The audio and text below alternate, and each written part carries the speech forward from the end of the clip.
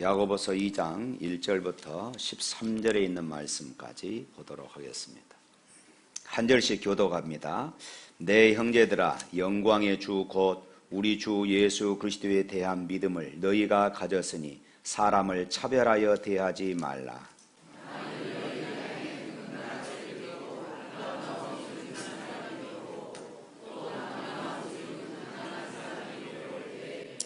너희가 아름다운 옷을 입은 자는 눈여겨보고 말하되 여기 좋은 자리에 앉으소서 하고, 또 가난한 자에게 말하되 너는 거기 서 있든지 내 발등상 아래에 앉으라 하면,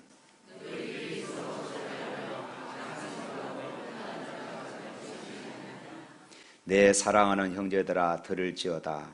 하나님이 세상에서 가난한 자를 택하사 믿음에 부요하게 하시고 또 자기를 사랑하는 자들에게 약속하신 나라를 상속으로 받게 하지 아니하셨느냐.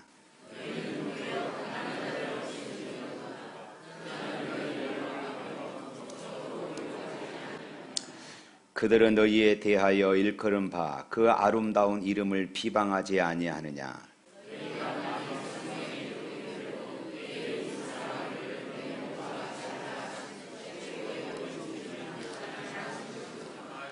만일 너희가 사람을 차별하여 대하면 죄를 짓는 것이니 율법이 너희를 범법자로 정죄하리라.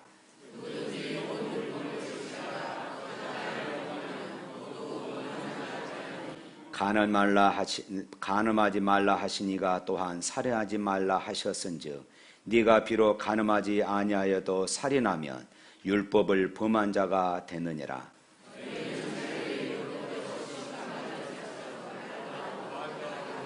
다 같이 있습니다. 국률을 행하지 아니하는 자에게는 국률 없는 심판이 있으리라. 국률은 심판을 이기고 자랑하느니라. 아멘. 어느 날 흑인 신사 한 사람이 백인 교회에 들어가지 못하고 예배당 문 밖에 서서 흐느끼며 하나님께 서글픈 항의 기도를 이렇게 드리고 있었습니다. 하나님, 당신은 백인만의 하나님이십니까? 왜 흙으로 사람을 굽다가 시간을 초과하셔가지고 이렇게 태어나와 천덕꾸리가 되게 하셨습니까? 제가 흑인이 된 책임은 주님께 있음에도 불구하고 왜 저는 예배당 안으로 들어갈 수 없단 말입니까? 이때 주님이 찾아오셔서 이렇게 속삭여 주셨다고 합니다. 여보게, 이 예배당에 못 들어간다고 너무 슬퍼하지 말게.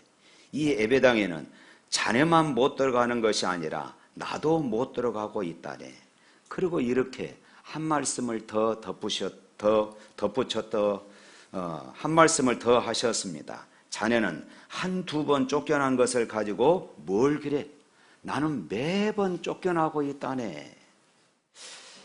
우리가 웃지 못할 그런 이야기라고 치부하기에는 의미 있는 그런 말이라 생각이 되어집니다. 오늘 우리들로 하여금 많은 것을 생각하게 하는 그런 예화다 생각이 되어집니다. 오늘 현대의 교회는 이런 문제가 없을까요? 오늘 우리의 교회는 사람들을 어떤 외적인 신분, 외적인 조건, 외적인 환경 이런 것들로 어떤 이유로 차별하는 경우가 없을까요? 그 사람의 사회적인 신분이나 지식의 유무, 그리고 재물이 많고 적음에 따라서 사람을 차별하여 대우한다면 결코 바람직할 뿐만 아니라 그것이 하나님의 교회라 이렇게 말할 수가 없을 것입니다. 오늘 야고보 사도는 성경을 통하여서 사람을 외모로 취하지 말라, 사람을 차별하지 말라 이렇게 지금 말씀하고 있습니다. 그러면서 한 가지 예를 드는데, 만일 너희 회당에 손에 금가락지를 끼고 아름다운 옷을 입은 사람이 방문했다고 치자. 여기에서 금가락지를 끼웠다. 이것은 사회의 저명 인사임을 의미하는 것입니다. 또 그가 아름다운 옷을 입었다. 이것은 고관 대작이나 아주 재물이 많은 부유한 사람을 의미합니다.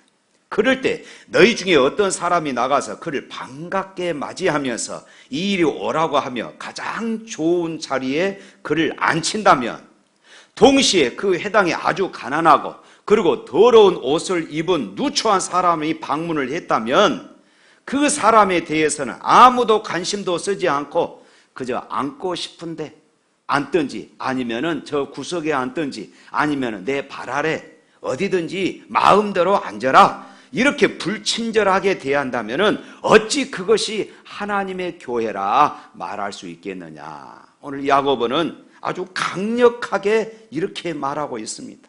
이것은 하나님 앞에 범죄하는 일이라고 목청을 높이고 있는 것이지요.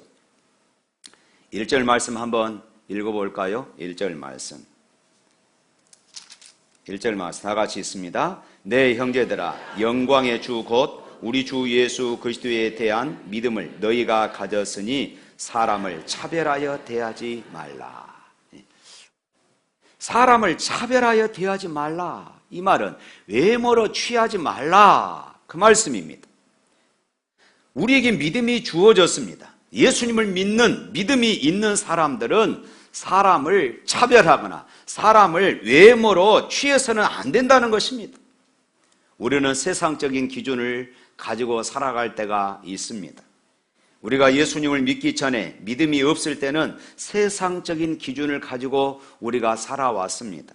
그래서 세상에서야 돈 많은 사람이 최고고, 그리고 잘난 사람이 최고고, 많이 배운 사람이 존경을 받고, 어디를 가도 좋은 차를 타고 다녀야만이 인정받는, 대우받는 그런 세상입니다.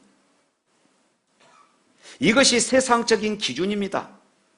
우리가 예수님을 모를 때는 이런 기준을 가지고 살아왔던 것이 사실입니다. 그러나 이제는 우리에게 믿음이 있습니다. 믿음이 있는 사람은 사람을 그렇게 외형적으로 외모를 보고 판단하지 아니하며 차별하지 아니해야 한다고 성경은 지금 강조하고 있는 것입니다. 이 야고보서 주제가 무엇입니까? 행함이 있는 믿음입니다. 행함이 있는 믿음. 행함이 있는 믿음, 성숙한 인격을 가진 믿음의 사람은 사람을 차별하지 않는다는 것입니다. 우리가 사람을 외모로 차별해서는 안 되는 이유가 무엇일까요? 첫 번째로는 하나님께서 우리를 차별하지 않으셨기 때문입니다. 할렐루야. 고대 사회에서나 초대교회 때는 유대인과 이방인의 차별이 아주 극심했습니다. 그래서 유대인들은 이방인과 식사도 하지 아니하고 이방인의 집에 들어가지도 아니했습니다. 유대 해당에 들어가면은 상석이 따로 있었습니다. 그것은 좀 부자들, 좀 지위가 있는 사람들이 따로 앉은 그런 자리였습니다. 우리나라도 과거에는 예배당 맨 앞쪽에 따로 이 당회석이라 해가지고 장로님들이 앉은 자리가 따로 있었습니다. 거기는 다른 사람이 앉아서는 안 되었던 것입니다.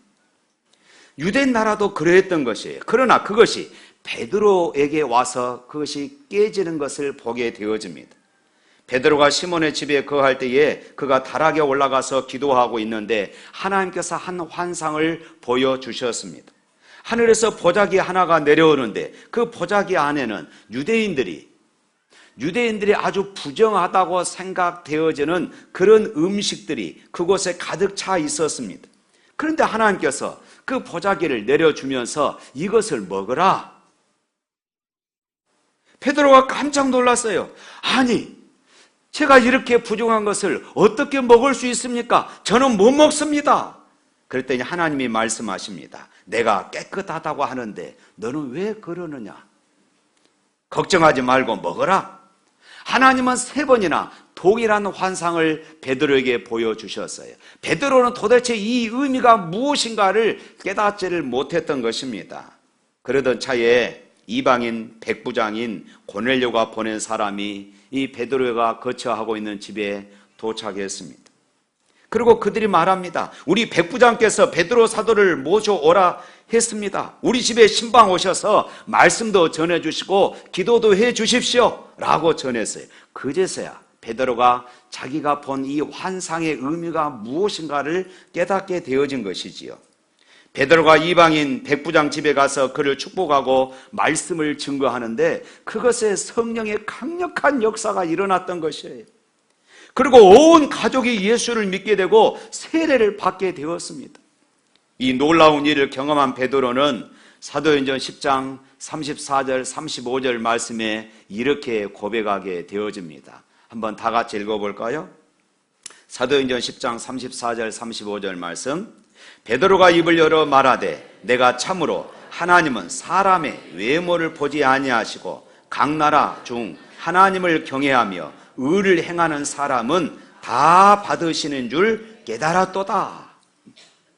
유대인만 하나님이 받으시는 줄 알았더니 비록 이방인 중에서라도 하나님을 사모하고 하나님을 경외하는 사람을 받으시고 용납하시는 것을 내가 오늘 깨달았도다. 할렐루야. 사람을 외모로 취하는 것은 그리스도인의 삶의 태도가 아닙니다. 주님은 사람을 외모로 보지 않으셨습니다. 만일에 여러분 주님이 우리를 외모로 보셨다면 우리가 오늘 하나님의 자녀로 선택되었을까요?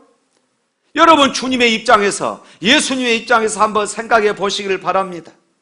여러분은 주님을 감동시킬 수 있는 만큼 아름답습니까? 창조의 주님을 감동시킬 만큼 우리의 삶이 아름다웠습니까? 그럼도 불구하고 예수님은 우리를 외모로 취하지 않으셨습니다. 그러나 우리는 편견을 벗어나지 못하는 그런 부분들이 참 많이 있습니다. 우리는 종종 다루기 힘들고 싫은 사람을 만납니다. 그때마다 우리는 자신에게 이런 질문을 던져봐야 합니다. 주님 같으면은 저 사람을 어떻게 대하셨을까?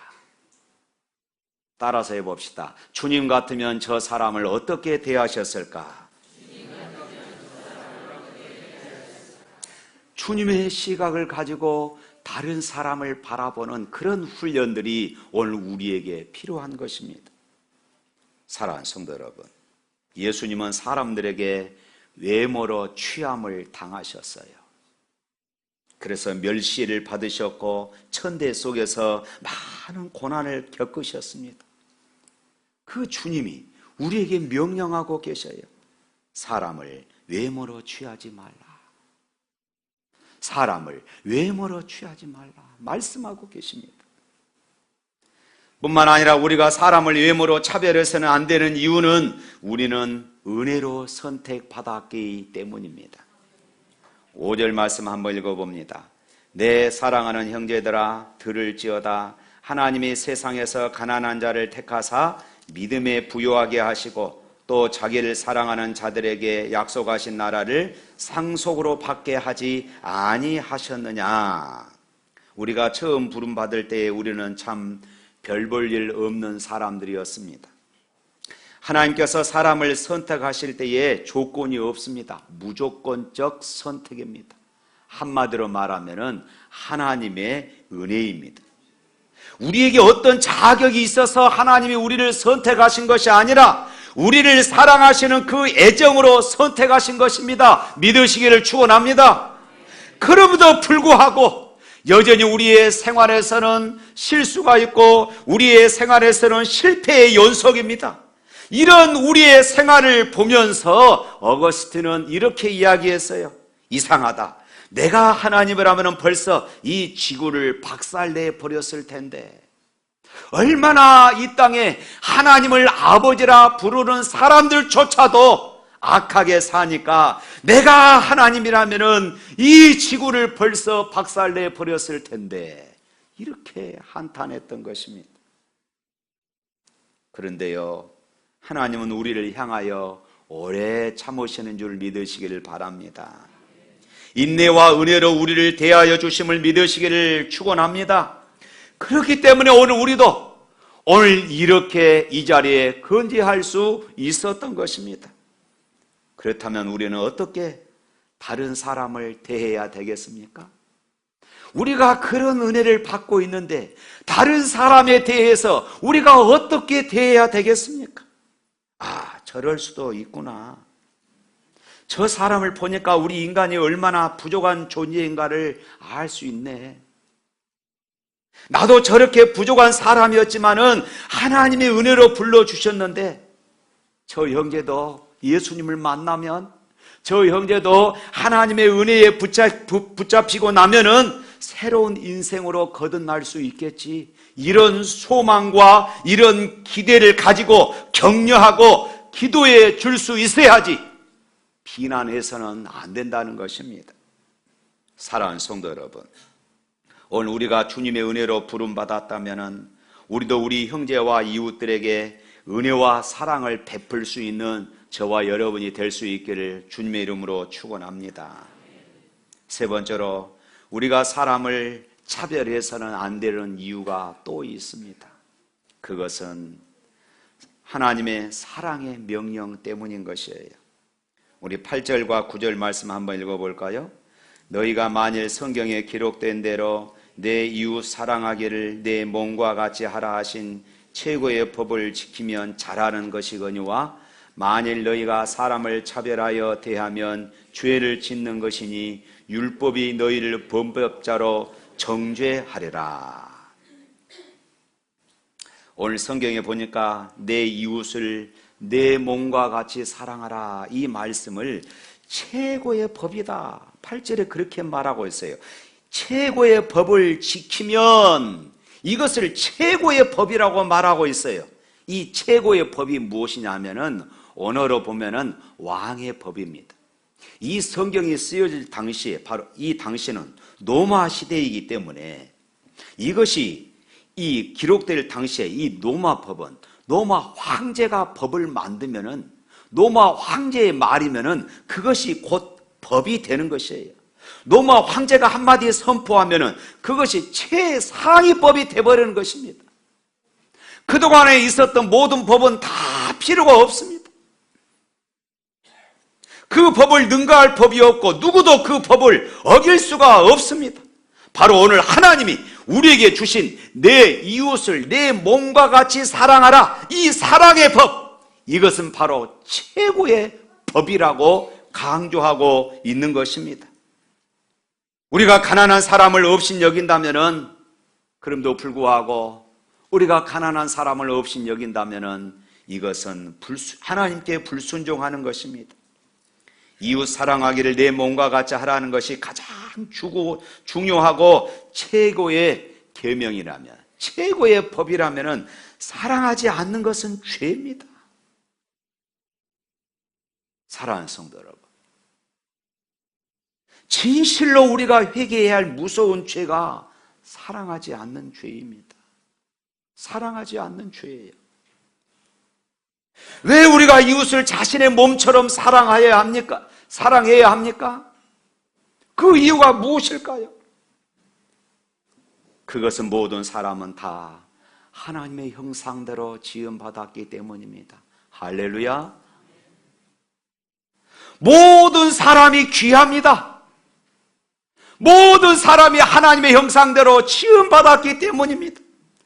그러므로 우리가 사람을 볼 때에 이렇게 생각해야 합니다. 저 사람도 하나님의 형상대로 창조된 사람이야. 저 사람도 하나님이 지으셨어. 우리 옆 사람과 인사 나눕니다. 당신은 하나님의 형상대로 창조된 존귀한 분입니다.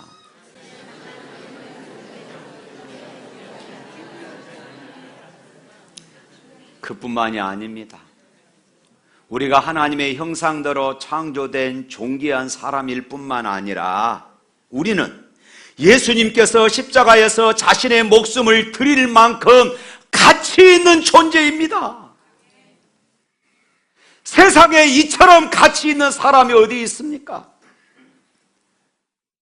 그 사람이 예수님을 믿기만 하면은 거룩하신 하나님의 영이 그 안에 들어와 계실 만큼 우리 인간은 존귀합니다. 사람이 아무리 가난하고 소외당하며 멸시당하는 자라 하더라도 그 사람 역시 하나님의 형상대로 지음받은 사람입니다. 예수님께서 그를 위하여 피 흘려 죽은 귀한 그런 생명인 것입니다. 그가 예수님을 믿기만 하면 언제든지 하나님의 영이 그 안에 들어가 거할 사람임을 믿으시기를 축원합니다. 그렇게 우리 사람들이 존귀해요. 그런데 우리가 차별하면 되겠습니까? 한 율법사가 예수님께 와서 묻습니다. 선생님, 가장 최고되는 법이 무엇입니까?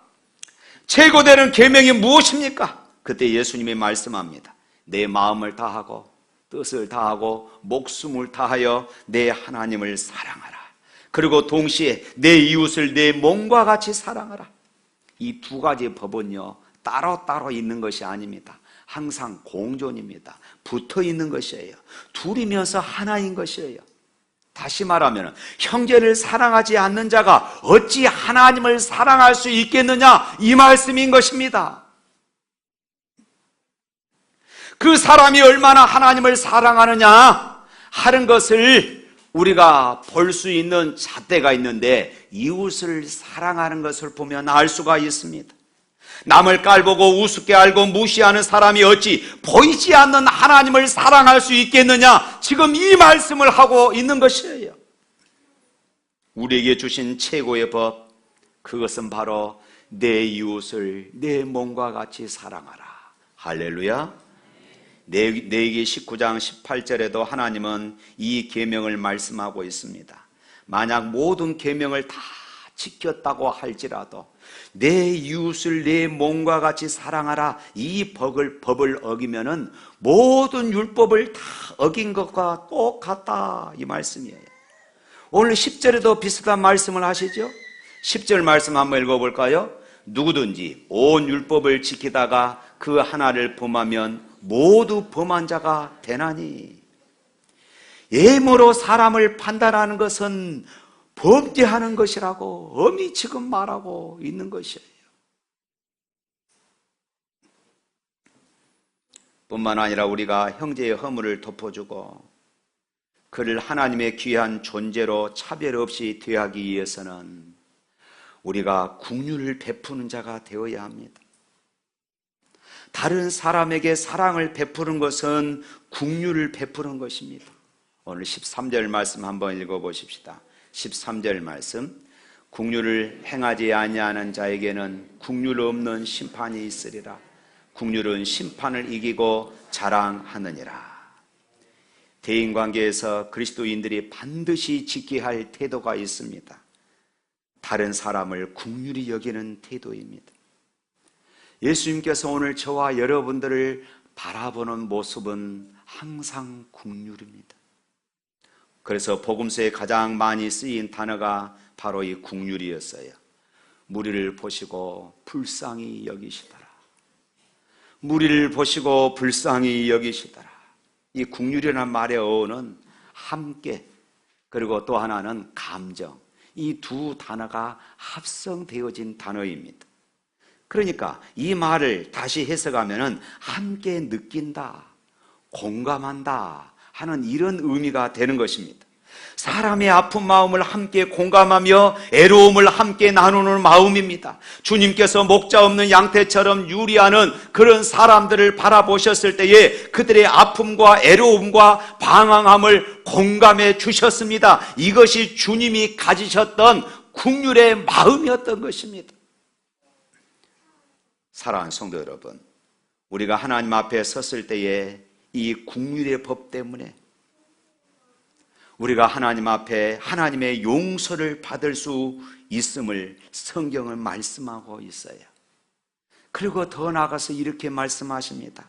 남에게 긍휼을 베푸는 자는 너희도 긍휼히 여김을 받을 것이다. 이것이 산상수훈의 말씀이지 않습니까? 하나님은 오늘 우리를 향하여 말씀하십니다. 너희가 형제에게 긍휼을 베풀지 아니하면 나도 너희에게 긍휼을 베풀 수 없노라. 그래서 여기에서 무엇이라 말씀합니까? 긍휼을 행하지 아니하는 자에게 긍휼 없는 심판을 행하시는데 긍휼을 베풀지 않겠다는 말씀입니다. 긍휼이 없는 심판이 우리에게 닥친다면 어찌 우리가 이것을 감당할 수 있겠습니까? 하나님의 긍휼이 우리에게 입혀지기 때문에 심판이 우리에게 면제되는 것입니다. 할렐루야. 그 긍휼이 예수 그리스도의 십자가의 보혈이지 않습니까? 긍휼은 심판을 이깁니다. 그렇습니다. 여러분이 다른 사람들에게 자비를 베풀면 하나님께서도 여러분들에게 자비를 베풀 것입니다. 우리가 주기도문 암송할 때마다 늘 반복적으로 하는 말이 바로 이것입니다. 우리가 우리에게 죄 지은 자를 사하여 준 것 같이 우리 죄를 사하여 주옵시고. 나는 다른 사람의 죄를 용서하지 않으면서, 나는 다른 사람의 허물을 자꾸 들춰내면서 내가 어찌 하나님 앞에 내 죄를 용서하여 주옵소서 이렇게 말할 수 있겠습니까? 나는 죽어도 저 사람을 용서하지 못합니다. 어찌 주님이 우리를 용서하시겠습니까? 내가 형제의 죄를 덮어줄 때에 하나님도 내 허물을 용서해 줄 수 있다는 것을 여러분 꼭 기억하시기를 바랍니다. 사랑하는 성도 여러분, 우리는 서로를 향해 긍휼의 눈으로, 사랑의 눈으로 보기를 원합니다. 죄악이 가득한 세상에 살고 있기 때문에 이 세상은 문제가 많습니다. 허물이 참 많습니다. 애로움도 있고 좌절도 있고 소망이 이루어지지 않는 아픔도 있습니다. 문제가 해결될 기미가 전혀 보이지 않는 이런 절망감을 느끼는 이런 모습들도 있습니다. 우리는 서로의 마음속에 있는 그런 아픔들을 볼 수 있어야 하는 것입니다. 긍휼의 마음을 품을 때에 다른 분의 마음속에 들어있는 그런 아픔들이 보이기 시작하는 것입니다. 사랑하는 성도 여러분, 겉모습만 보고 판단해서 차별하고 무시하는 이런 관계가 아니라 긍휼과 사랑으로 마음속을 들여다봄으로 서로를 뜨겁게 사랑하는 공동체, 서로를 섬겨주고 서로를 위해서 기도해주는 공동체, 그래서 하나님께 영광을 돌리고 하나님을 기쁘시게 하는 그런 교회가 되기를 주님의 이름으로 축원합니다.